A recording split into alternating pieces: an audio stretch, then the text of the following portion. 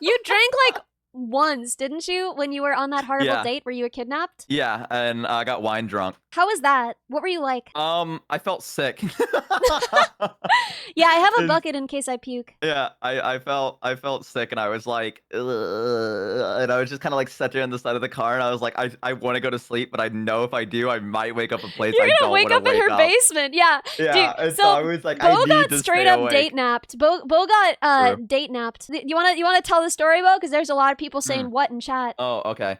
God, I haven't told a story in a hot minute, so Let's hopefully go. hopefully I can get the details all right again. So, I wanted to use a dating app because I figured, you know what? Hey, I wanna put myself out there. I wanted to I don't know, mingle a little bit. So I got a dating app and I was using it, made a little profile for myself, whatever. And I got a couple of matches here and there, but I was kind of just going through, and then I got a match with someone that was I can only describe her as the most beautiful woman I think I've ever seen in my life. She was gorgeous and like way out of my league, right? So my first instinct was, well, this is a catfish for sure. But in my mind, I was like, on the off chance that it's not, imagine though, right? And she seemed to like a lot of the same things I liked, and it was pretty cool. Like I was what? like, okay. So I was like, I'll take a risk on it. So we talked and we made a plan to go meet up somewhere. And I'm the one that set up the place. And I picked a restaurant that my friend worked at because the idea was that if it was a catfish, what I could do is I would go there early and I would go into the back kitchen with my friend and I would stay there and I would look at the diner area so I could see when someone came in and I could tell if it was actually them or not, right? So that way, if it was a catfish, I could be like, okay, I got catfished. See you, man. I'm going back home, kind of thing, and cancel it, right? God, That Meister, was that welcome. was what I did. A little weird, I know, but sometimes in the heat of the moment, you don't make very sound decisions. So I did that. I went to the restaurant with my friend, and I was back there. And this girl walks in, and she looks exactly like the profile. And I was like, oh my god, I think that's her. And I was like, oh my god, I think she's real. So I messaged, and I was like, hey, are you at the restaurant? And she was like, yep, I'm here. I'm waiting for you. And I was like, oh my god, it's actually her. So I was like, oh my god. So I go out through the back. I walk around. I go down the street, and I walk back up, and I pretend like I just entered the restaurant. I'm like, oh hey, and they're like, oh hi. And I'm like, this and that. This was kind of like towards winterish fall, kind of right about now. It's a little What cold, time right? of day? I've never been clear on this in the story. This we started in the morning, so probably around like Okay. yeah, like 11 is what we would say. So and then it ended 11. by evening is Okay, when it okay. was done.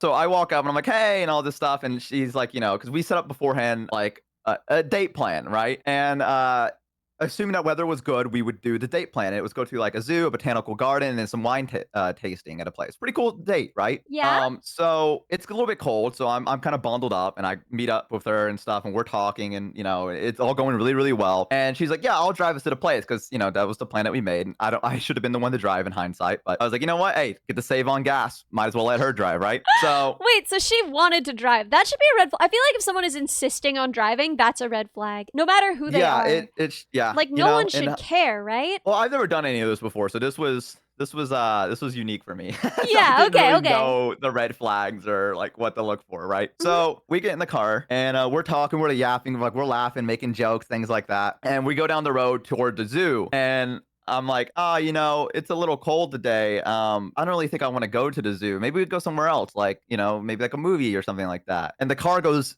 silent. I mean, like you could hear a pin drop kind of thing. Like it goes quiet. Like the smile on her face vanishes in an instant, right? And I'm in the side with her, and I'm looking out the window because I was just watching stuff go by, and we were just yapping, and I didn't even realize until maybe I don't know, probably about 30 seconds pass where there's just no talking whatsoever, and there's just nothing from her. And so I turn around and look at her, and she's just staring straight ahead, and I go, well, there's some movies and stuff like that. And she goes, you don't want to go to the zoo? And I'm like, no. And then she presses on the pedal just a little bit harder. And the car kind of So lurches a little scary. bit and it goes just a In fairness, why little wouldn't bit you want to go to the faster. zoo? The zoo is the freaking coolest. But also, I understand that you have bad taste. So, continue. Okay, thank you, Ellie. So the car goes a little bit faster. And I'm like, oh, maybe the speed limit got up. And she's like, why don't you want to go to the zoo? And I'm like, oh, it's just a little bit too cold, is all. And then press another little press on the gas. And so the car goes even faster. Now we're going probably 20 over the speed limit right now. And I'm like, okay, this is a little weird. So there's like a moment where like I just stare at her face, like as my brain is trying to socially process what I'm witnessing and what's happening to me, right? So I'm sitting there and I'm staring at her and I go, you know what? Actually, I think a zoo would be great. And she goes, oh, thank God. And she takes her foot off of it and takes it back to the normal speed. And she goes, because I've been planning this. I was up all night planning this, and I have everything set up to like meticulous schedule, and it would be really, really upsetting if we didn't get to go do it. And I'm like, oh, yeah, okay, that sounds great. Yeah, okay, wow, I don't want to ruin your schedule or anything. And she's like, okay, thank God, because like this is really important to me. I want you to know it. And I'm like, okay, yeah, um, yes. I'm like, it's really important to me too. And she's like, yeah, I knew it would be. I knew you'd understand. So now I'm sweating a little bit. Now I'm like, okay, I'm in a situation here. I'm in a predicament, if you will. So we arrive at the zoo. It's pretty cold out. Like I'm bundled up, and it's like there's a strong wind blowing through, and it's bad. Like there's barely anyone at the zoo right now. And we get there, and I'm like, well, I got to use the restroom. And she goes, okay. And I walk towards the restroom and she walks with me. And I go, yeah, I'll be right back. And she's like, okay. So the bathroom works like this, where it's the bathroom where it has like the divider wall, and then the guys go to the left and women go to the right or whatever, and it's like that. And so I go to the left and I use the restroom, and I'm in there. I'm low key panicking a little bit. And I'm like, okay. I'm texting my friend. I'm like, listen, man, I think I've got myself into a predicament. If I don't make it back, remember that girl's face. And he's like, yeah, man. He's like, because he doesn't take.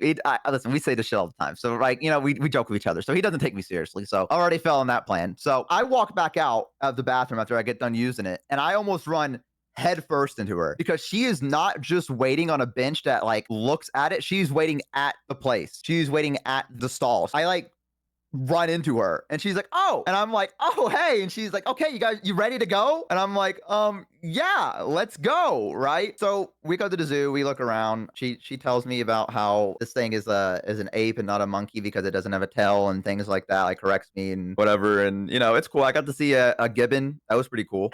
Gibbons are sick. Gibbons are one of the Yeah. best. See among gibbons? Oh my God. Chef's kiss. If a zoo got gibbons, I'm going to that Exactly. zoo. As a Exactly. zoo connoisseur. If I'm even just going like for work somewhere, I'm getting in a zoo trip. I never go any city 100%. that's got a zoo without going to that zoo. Even if the zoo is sad and weird and unethical. I can't wait to travel and see the zoos, man. That's the best It's part gonna of be traveling. great. You have to send me pictures when you do.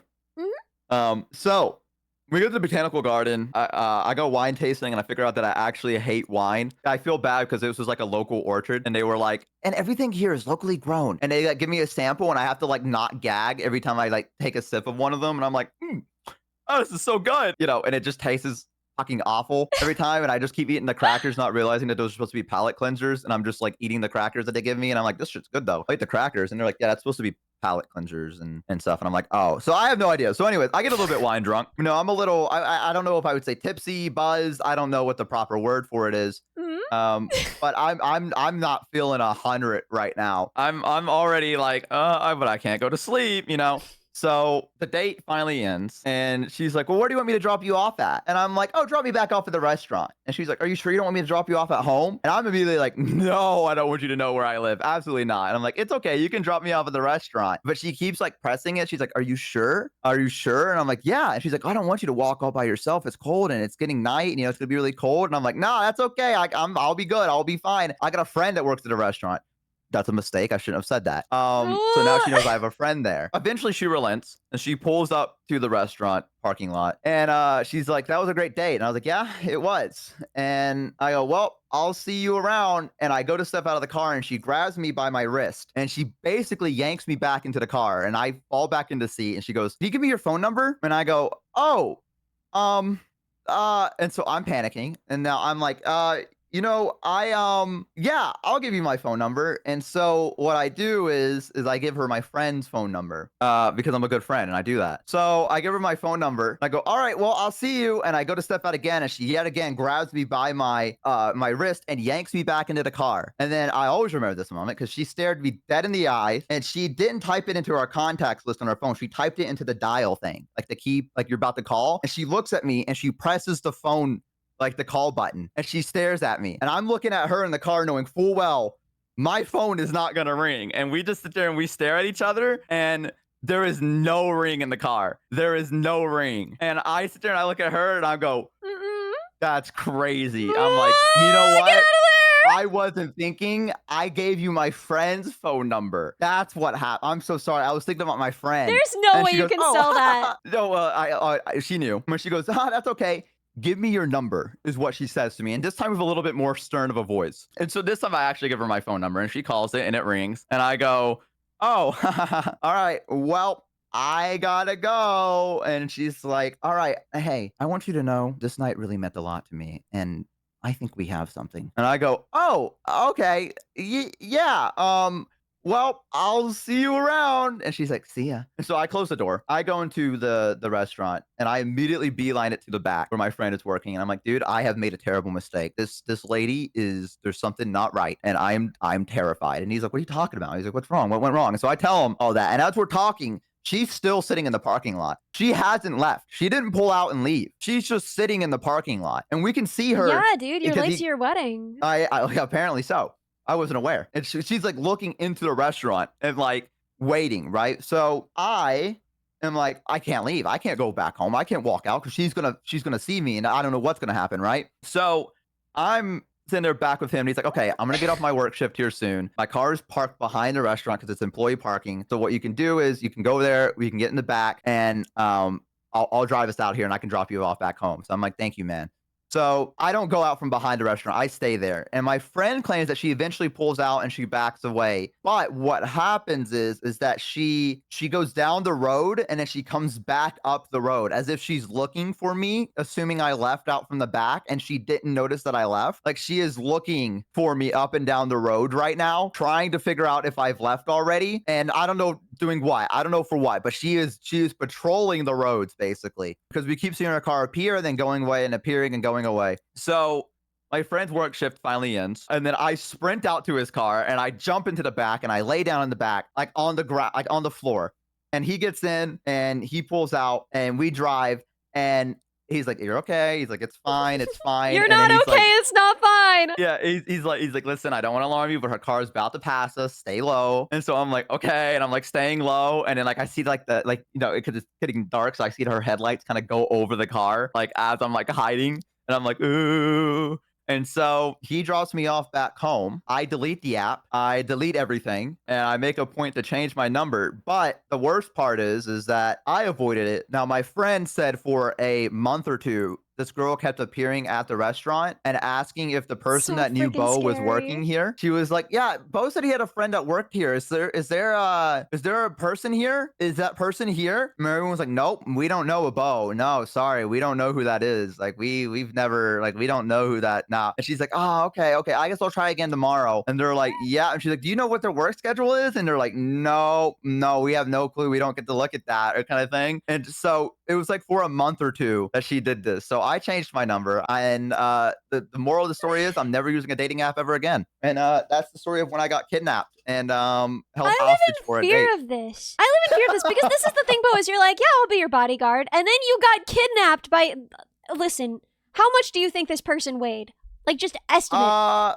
They couldn't have weighed a lot. They it had to be like maybe 120, maybe somewhere around And you there. are They offering to be my security card. And you got like straight up murdered by okay. someone weighing 120 But this is pounds. different. This is different. If I'm protecting a friend, that's a different thing, all right? It's my Yeah. own well-being that I'm not paying attention Oh, that's to. so real though. If Bo, if I had those symptoms, you would have Googled them and you would have been like, it's diabetes, you need to go to a doctor immediately. It's only because it was you that you were like, yeah, sometimes you just like drink 6 U's then puke. I mean, listen, it happens sometimes. Sometimes it happens, you know? What can you do? But yeah, no, that was the story of the one time I used a dating app, and I'll never use one again, and I learned my lesson. It was a hell of a date.